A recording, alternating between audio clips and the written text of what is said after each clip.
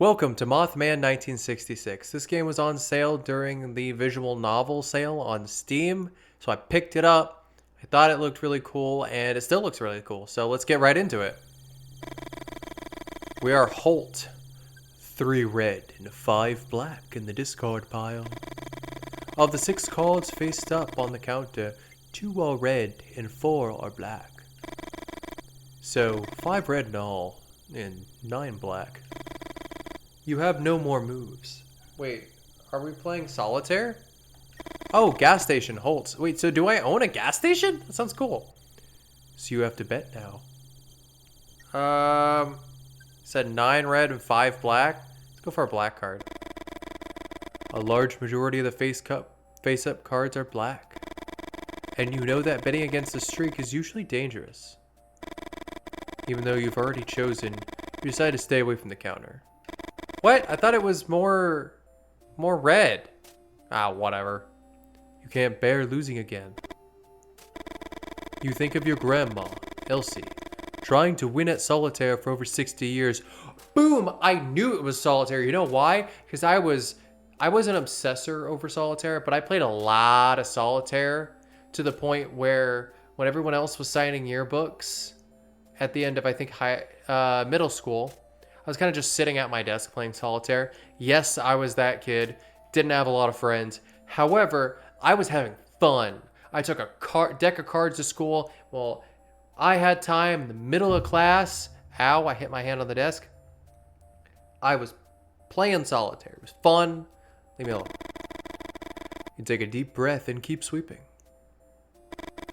Elsie's been paralyzed from the waist down since she was 21. Your mom was only 2 months old. Oh, jeez. The winter Elsie taught you to play solitaire. Your parents and sister have been dead for almost a year, and you'd already begun to forget their faces. Oh my god. Although you cook for her, do her laundry, bathe and even dress her, it still feels like she's the one taking care of you.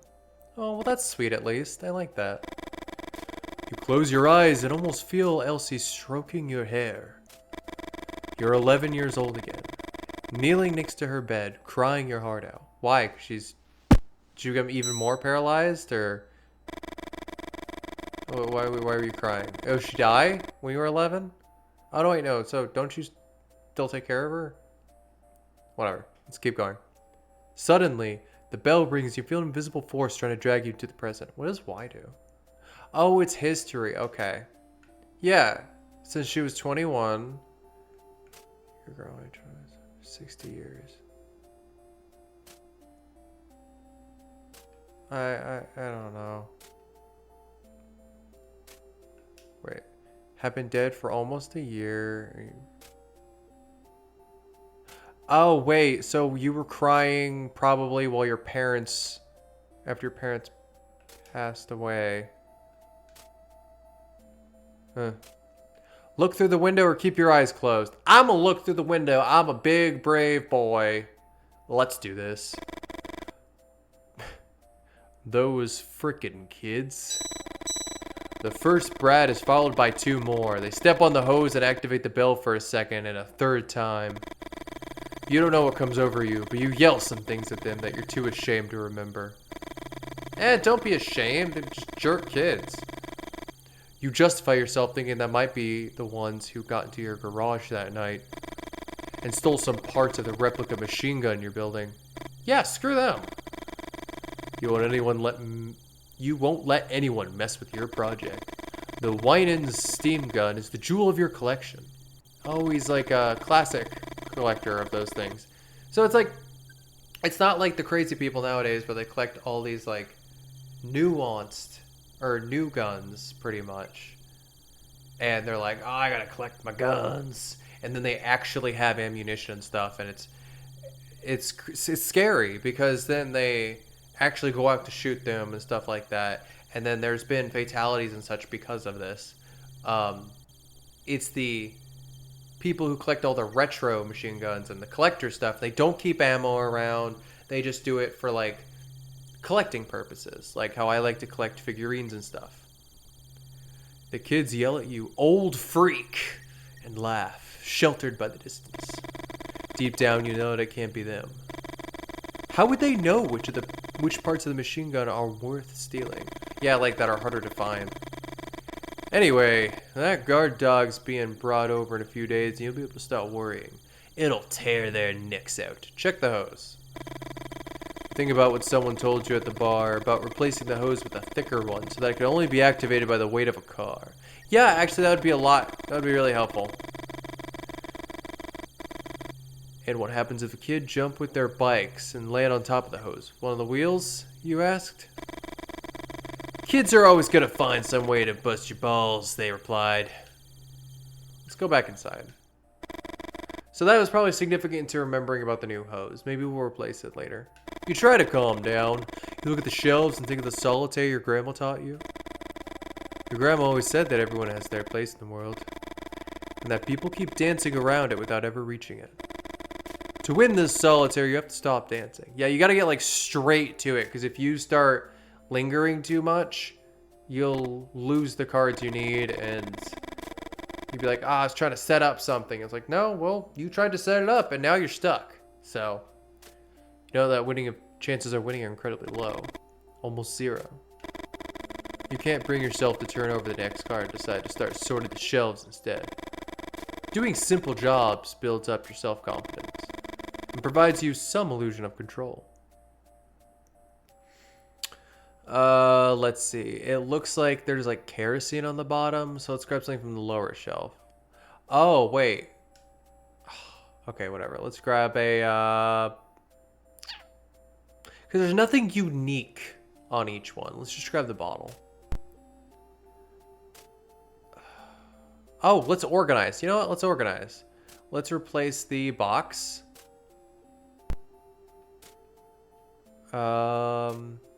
Is this gonna be like a puzzle thing? Okay, let's. So we're gonna organize it. Give me a sec. And replaced. Everything's organized. Oh my gosh! I just realized there's colors relating them. There's green, red, and blue. Wait, actually, did I get it right? Check shelves. Good. One type of product on each shelf. Hey, okay, so I did it. I am victorious. Score, score. Car. You scratch your head. This time, sorting the shelves doesn't help. Oh, bottles were supposed to go. No, I don't know. Whatever. You feel the same urgency as before, and you can't think of anything else. Is the card going to be black? You need it to be black. Suddenly the air seems heavy and you find it a bit difficult to breathe. 3 men in black are staring at you. Through the window you see a black Cadillac by the pump. Yes! You wish you asked them how they got into the station without hearing the door open, or how they left the car there without the bell ringing. But that trembling, yes, was the only thing you managed to utter. I gotta think of a voice. The moose. The moose? After a few seconds of not receiving any response, you decide to break the silence. Oh my gosh. Did I say oh my gosh? Oh my gosh, is this like Invader Zim where it's like, the moose? That would be freaking amazing. And then it's chewing on a walnut. Ask them what's up with the moose, because if I give them the direction... Okay, I'm gonna say... I can't save. I can't save! No! It knows what I'm trying to do. It knows I'm trying to save between stuff so that I can go back to my options. It doesn't want me to do that. It's like cheating. I'm gonna ask them what's up with the moose. You bought a woman a whiskey. I'm gonna save here. Save slot 2. Okay. You don't know if it's the right move, but you try to relax. Oh, that's the narrator. You don't know if it's the right move, but you try to relax and be more sociable. Do you know of a more effective way to socialize? Oh, crap. I didn't mean to do that. You told her a dream about your grandma. A chill runs through your body. It's been a few weeks since that night.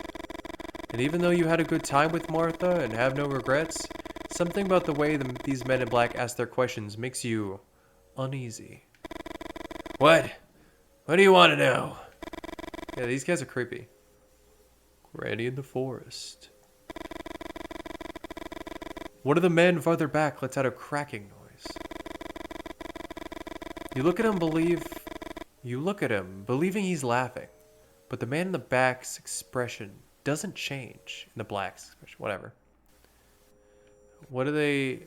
Tell them about your dream, yeah. My grandma's been bedridden for over 60 years, but in the dream I saw her running through the woods.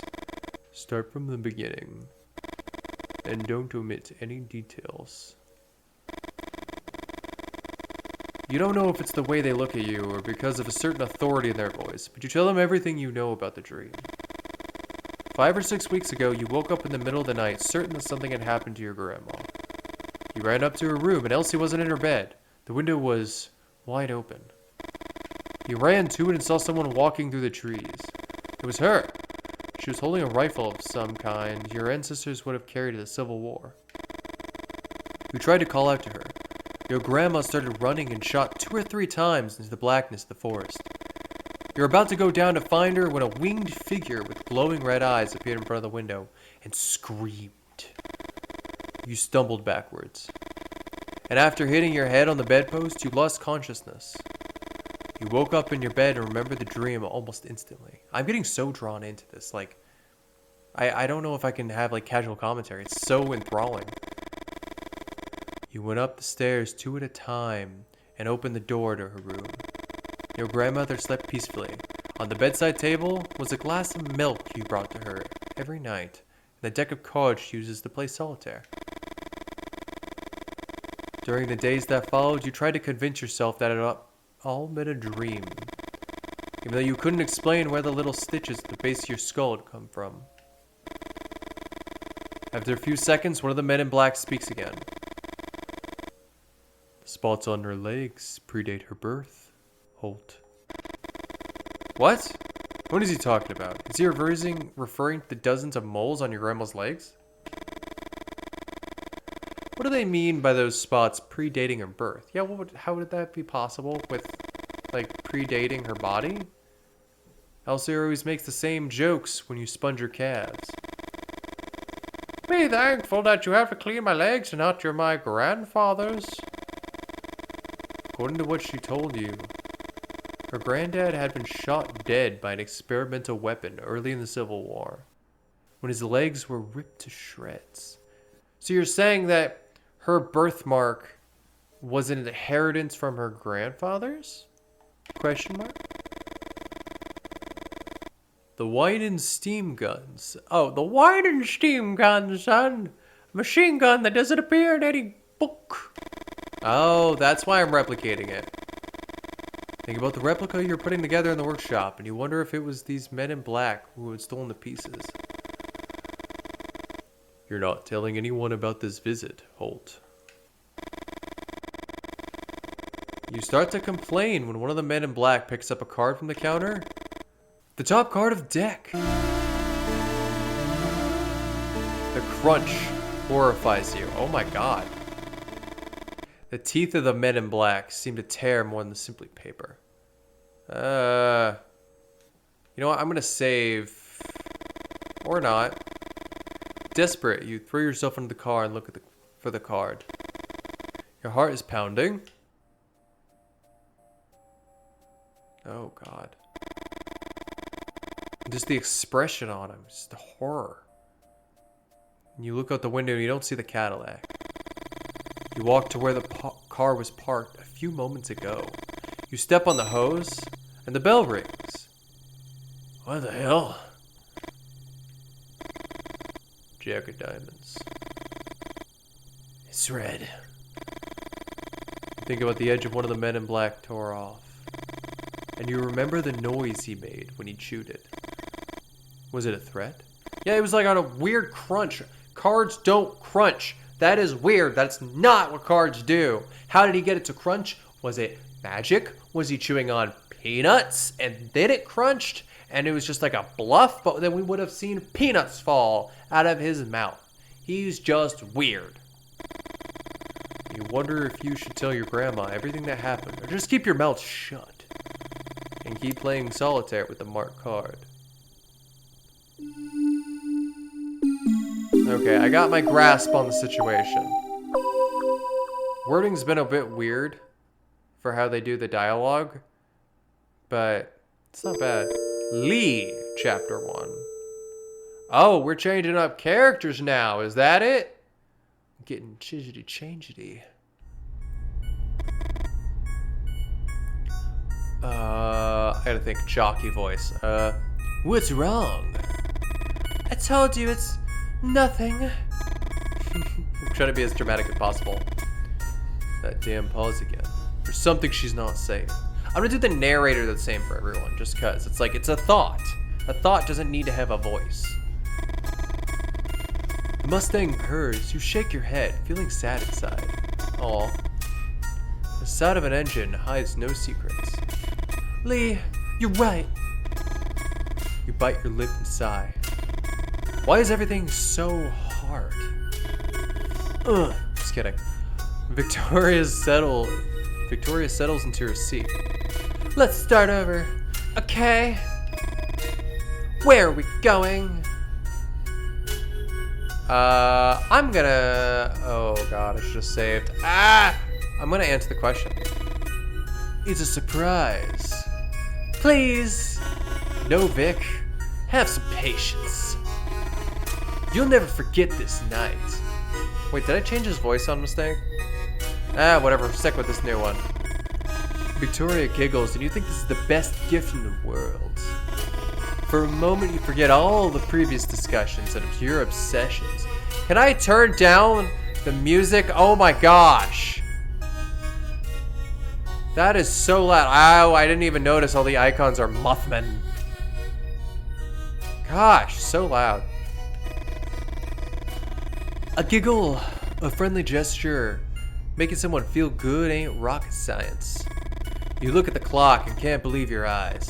You can't believe your eyes. You left your house on time, which is pretty late. How could you step on the gas? Lee? Lee? You scratch the side of your head. Wow, you're really being told how to drive. Lee? Why doesn't she just tell you to slow down? Yeah, like calling your name like a 70s girl isn't really gonna help tell you what she wants. You take your foot off the gas. Thanks. You're trying your best. You really think Victoria could be the one. That's a ghastly... I like how they're putting lighting effects though on the characters based on emotion and stuff. Like, that's why I love these retro looking games, because they really emphasize emotion even if it's at a lower resolution. It's so dramatic. I love it. The one. Your dad once said the perfect woman doesn't exist. Couples form when people get tired of looking and just give up. You remember your mother's rants, all those women's names she rattled off as if they were a part of an endless grocery list. You won't end up like him. Anything but that. You try to smile and force yourself to be more cheerful. You want a clue? Yes! Am I changing her voice too? I don't know. Maybe it's just my throat giving out. Victoria looks into your eyes. You feel a warmth on your face that takes you by surprise. You felt the same thing the first time you saw her in college. You keep looking at her for a few seconds that seem like forever, and then you crash the car. What? Yeah, that's very sexy to say. What? Do I have a booger? You like that? Where? Point it out for me, big boy. You can't help laughing out loud and have a hard time containing the urge to kiss her. Instead of looking at the road. Give her a clue about the origin, the date, the myth. What? The date? It happened 100 years ago. Victoria answers almost immediately. After all, you're both majoring in history. The end of the Civil War. No, not in 1865. I mean exactly 100 years ago, Vic. Oh, I I thought there was a narrator. Oh, let me think then. You're running out of time. There was a cholera outbreak in 1866, right? Cold. And how twisted do you think I am to set a date themed around a cholera outbreak from a century ago? Origin? It comes from far away. I have like the most inconsistent voices in this section. Lee and Victoria are just so hard to keep consistent. Victoria makes a gesture for you to complete the sentence. You just shrug. It comes from far away. I mean, that could be anything. Guess then. Oh, guess then. The circus? Freezing cold. You suck at this. One would be the source of superstition, but we're talking thousands. You'll never guess it. He loves lamp. A source of superstition? A black cat? What's that? Got a burp. You like that, Victoria? Victoria looks at you expectantly, desperate to be right. No, Vic. Just give me a minute. You're freezing cold. You won't guess it unless... You reach out to open the glove box, blah blah blah, and Victoria grabs your wrist. Yeah, my thick wrist. I gotta stop. Better leave it to me. Victoria opens the glove box and examines its contents. A folder, a box, a flashlight. A flashlight, I'm sorry. A flashlight? Are you gonna murder me? What are you looking for, exactly? Ah. I can't, I don't remember the voice I gave her.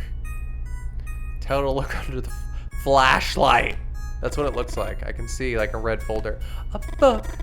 1966 Shelby Mustang. The car handbook? No, not that. What else? Folder? Victoria opens the folder and examines the contents. Some papers, insurance details. Do you want me to read some of this? You shake your head. Look in the back. Look at the box! Victoria takes out the box and opens it. Let's see what you've been hiding. You think about saying something, but you instantly regret it. Keep your mouth shut. Spare change, a lighter, a pack of cigarettes. You want me to smoke in front of you? Nothing to worry about, I reckon. Keep looking, please. Tell her to see if there's something more. Oh, I had to go through all three. Already got everything out. 1 second, there's this too. Victoria stretches out her hand. You finally grab the map. The map you wanted. I realized halfway that it was not Victoria saying this. It was folded against the bottom of the glove box. You start talking and Victoria interrupts you. Hold that thought while I put everything back. You put the map on the dashboard while Victoria puts away the folder, the box, and the flashlight. Vic, you know I like it tidy in there. Be organized. Come on, I'm OCD, you know this. Very funny. I'm not joking. Vic flicks through the book she found. Red Badge of Courage? Haven't you read this book 1,000 times already? You know she's testing you, Vic. It was exactly why you carry it everywhere. The novel that portrays the era you're obsessed with like no other. What the hell is this? Suddenly you remember you're using the pencil sketch that Victoria drew of you in one of your classes as a bookmark. A sketch she begged you with tears in her eyes to destroy, and you swore you already had. Vic, I'm so sorry. I swear, I like that pencil sketch so much. Watch out! You swerved to avoid a shape in the road. Was it Mothmen? Victoria looks back. I gotta scratch. My nose is so itchy. I'm sorry. If you're hearing that in the mic, I don't know, but my nose is beyond itchy. I don't know why. It's so annoying. Lee, we almost ran that thing over. You put your hand on Vic's shoulder, trying to reassure her. Victoria points ahead. Just keep your eyes on the road, please. She's doing it again, telling you how to drive. How dare she? You raise your hand, thinking of giving her a what for telling you what to do. She belongs in the kitchen, not with her mouth running. Oh god, I was trying so hard not to crack up while saying that. It's so misogynistic. Like, I understand how in the past they could have that thought. I think I understand. But it's like, how can you still think that nowadays? I know in like rural areas, they still have like an old-timey way of thinking, or in everyone, you don't know how everyone thinks. That's why psychology and studies of psychology exists. But it still blows my mind how with all the media around them telling them, and it's like horrible, and judging them, you still have these kind of ways of acting. Which is why psychology honestly fascinates me, to be honest. And I've thought about being a psychology major, and I feel like that thought process also gets people to want to be a psychology major. So even if you're a different job, in the back of your head, I feel like a lot of people want to major in psychology, or at least study it. At least this time she came out right with it, instead of just saying Lee disapprovingly. You try to control yourself, but it's hard. She needs to help out with that hardness. It's not just this last thing, but the buildup of all the small gestures. Oh, so she's just getting on your nerves, and you just have like frustration, pretty much. Like, maybe has anger issues or something, but she's just been frustrating you the whole way. You take the map and throw it in her lap. Rap God. Victoria raises her arms in disbelief. How dare. The Leonids, Victoria. We're gonna have dinner watching the Leonids. Victoria says nothing. Forgive me for trying to arrange the perfect date. You try to keep silent, but you can't hold it in. A meteor shower. A phenomenon associated with the passage of Tempel-Tuttle comet every 33 years. Is that a real thing? Victoria keeps staring ahead. She lost her marbles. In 1866, there was this one most spectacular meteor showers ever recorded. I saw some lithographs in the library. Victoria doesn't even move. Is she dead? Everyone makes a wish on the shooting star. Imagine how many wishes you can make with thousands of stars shooting through the sky. Victoria settles in her seat. She's alive, just not moving. You know, Whitley? Shut up! What did I do? What the heck? Okay, get out of my car. You've never heard that tone before from her. Just keep quiet until we reach. She pauses as she examines the map you threw in her lap. Holt Station? Hey! You feel your heart pounding. Your hands are shaking. That's what she wants? For you to keep quiet? For you not to say a goddamn word? Your hands grip the wheel tight. All the preparations you made for tonight.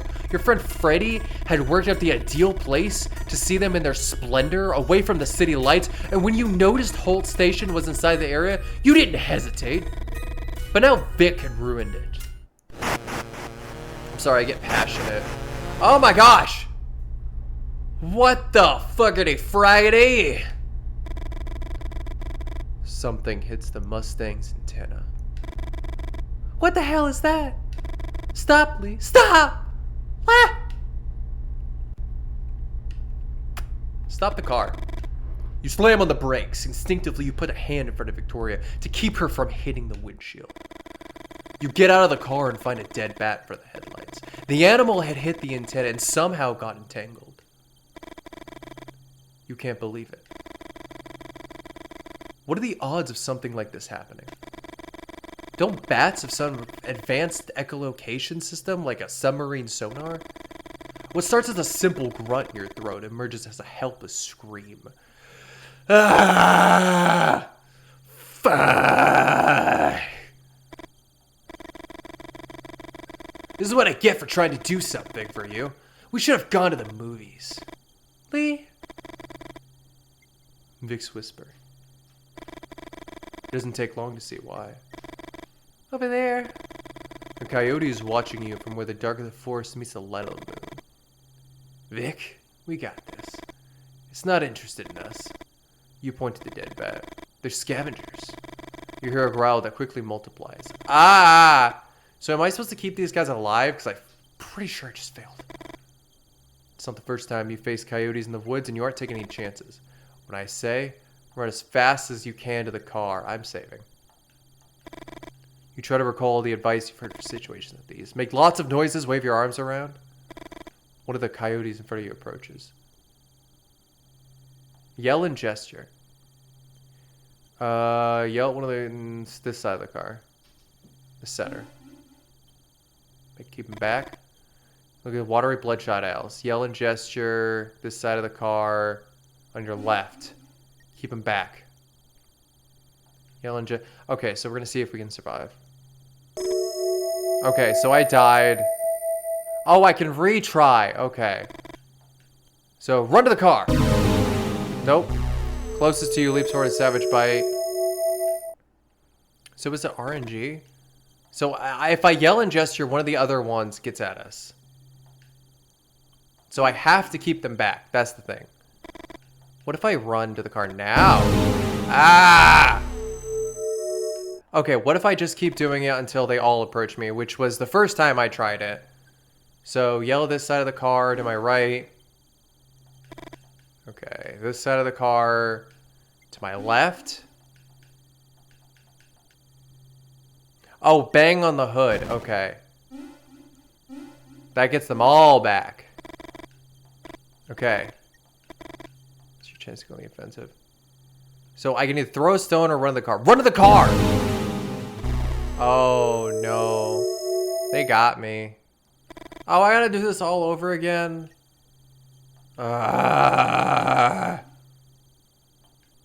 Okay, so I gotta heed the warnings, they say. Go on the offensive. You pick them up. Throw at one of the coyotes on this side of the car. I'm gonna throw it at the one on my left. Closest to also retreat. Throw a stone to the one on the other side of the car behind me. I have 4 stones, so I can get rid of all of them now. Yeah! I win! Yeah, they all retreated.